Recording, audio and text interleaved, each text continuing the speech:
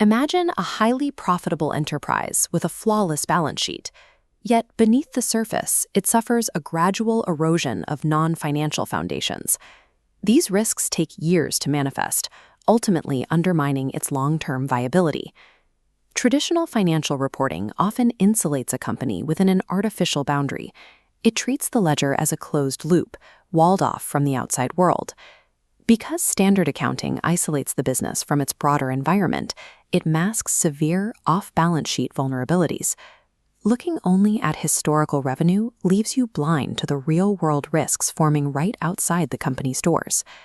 To address this blind spot, the International Integrated Reporting Council designed a framework that links a company's financial health directly to its external reality. Consider a manufacturing plant that suffers a severe toxic leak into a local river. The initial environmental damage won't show up on an income statement, but the resulting loss of community trust and regulatory backlash will soon destroy the plant's operational capacity entirely. The core thesis of integrated reporting, or IR, is to explicitly map out how an organization creates value over time through these continuous interactions with its external environment and stakeholders. Relying strictly on standard financial ledgers blinds stakeholders to the exact external forces that will ultimately dictate the organization's survival. Executing this holistic approach requires a specific structural foundation. This slide outlines how the IR framework manages complex external data by organizing it into three conceptual pillars. The first is integrated thinking, the active practice of considering relationships between operating units and consumed resources.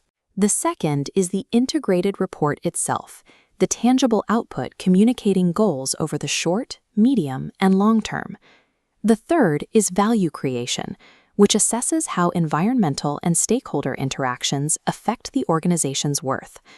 Adopting these three pillars shifts a company's focus away from merely logging static historical data, forcing it to engineer a dynamic, forward-looking system.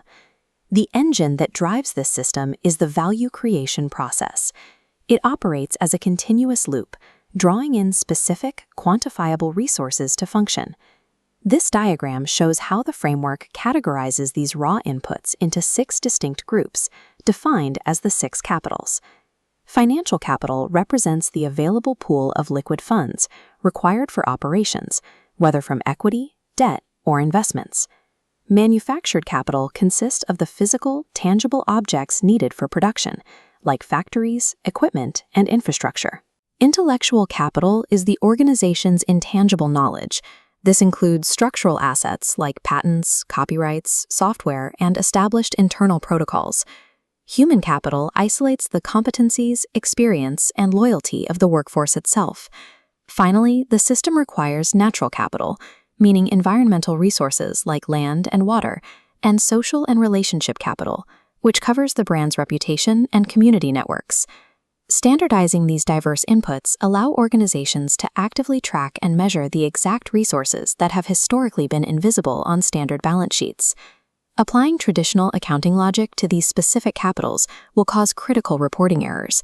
The integrated reporting framework deliberately defines these assets differently than standard accounting principles.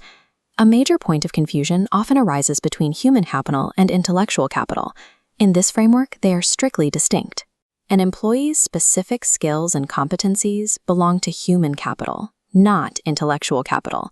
The distinction rests on transferability. If an employee quits, their competencies leave with them. True intellectual capital, like a patented software system, remains legally attached to the organization. The framework deviates from standard accounting, again with manufactured capital. Here, the focus is placed entirely on the availability of physical assets, regardless of who legally owns them. Imagine a political dispute suddenly shuts down a major municipal shipping port that a company relies on for its logistics. Even though the company doesn't own the port, their access to that critical physical infrastructure is gone. As a result, the company must report a severe decrease in its manufactured capital.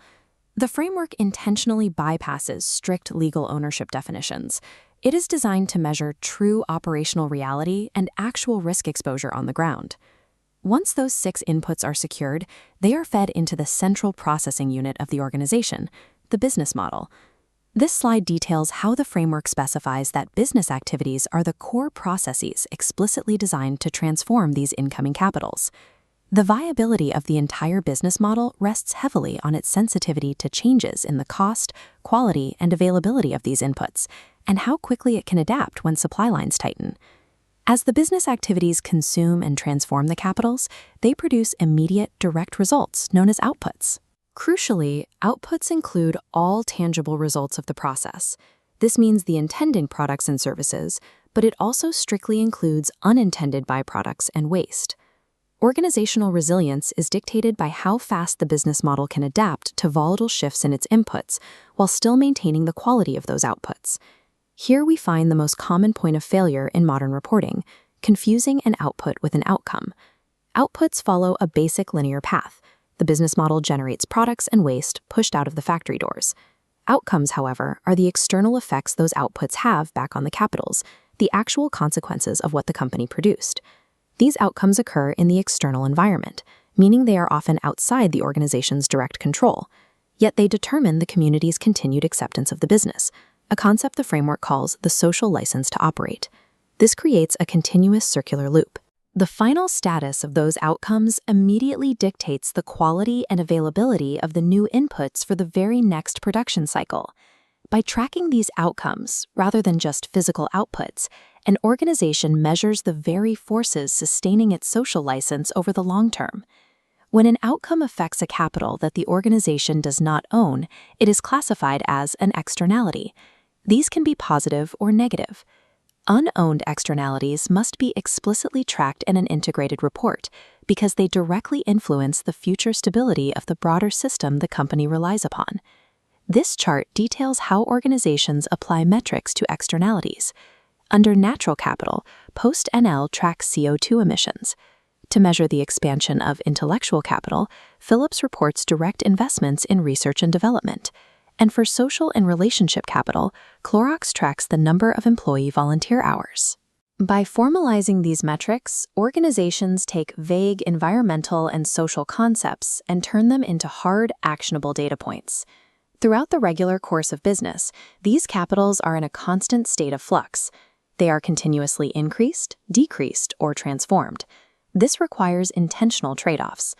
Management will frequently have to deplete one capital, like spending down financial capital, in order to elevate another, like securing a new intellectual capital patent.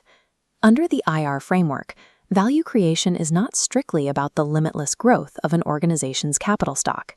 In many circumstances, particularly regarding natural and social resources, the successful preservation of existing overall value is officially recognized as value creation.